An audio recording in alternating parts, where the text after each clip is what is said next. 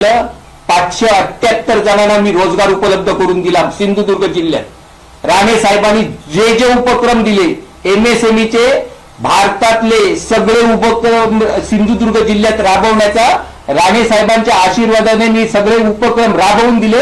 आणि त्याचबरोबर ज्या संध्या होत्या खादी ग्रामोद्योगच्या त्या लोकांसाठी मी उपलब्ध करून दिल्या। राणे साहेबांनी कधी नाही म्हटलं विजू आला आमचा त्याच्या काम केलंच पाहिजे, विजू माझा नेता आहे म्हणून सांगत राणे साहेब एवढा माझ्यावर राणे साहेबांचा विश्वास होता। निलेश राणे साहेबांचा पण माझ्यावर पूर्णपणे विश्वास होता। कधी मला निलेश राणे अपशब्द कधी बोलले नाही, कधी काही केलं नाही। मला काही गोष्टी मी सांगितल्या साहेब मला हे खटकतं ह्याच्यावर काढलं पाहिजे, मोठ्या भावाप्रमाणे आपण काम करू असं सांगणारे निलेश राणे मी बघितलेत।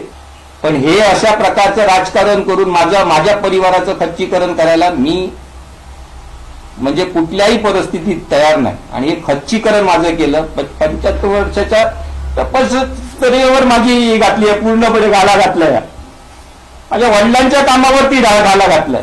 त्याच्यामुळे मी भारतीय जनता पार्टी सोडणार नाही, मरेस्तोवर सोडणार नाही, कमळ लावूनच फिरणार। काय ते करा, माझं काय ते करा तुम्ही आणि करून दे, माझ्या धंद्या बिंद्यामध्ये आडच येऊन दे। माझ्याकडे पण विजय केनवडेकरकडे पण सगळ्यांच्या कुंडल्या आहेत। मी वाळूचं आंदोलन 4 कार्यकर्त्यांना घेऊन अंगावर घेतलेलं आहे, तेवढाच पक्का विजय केनवडेकर आहे, मी सोडणार नाही। मला पत्र आमची रक्कम घेतली म्हणून आम्हाला त्यांनी ह्याच्यामध्ये 20 लाख रुपये मिळाले म्हणून आमच्याकडून आम्हाला त्यांनी दिलं, ही आम्ही रक्कम आमच्या ट्रेझरीकडे जमा करणं। सर या ठिकाणी आमदार साहेब आले, तक्रार झाली तर कुठे तक्रार करायची असते? तर पैसे घेताना मिळाले तर निवडणुकीत तक्रार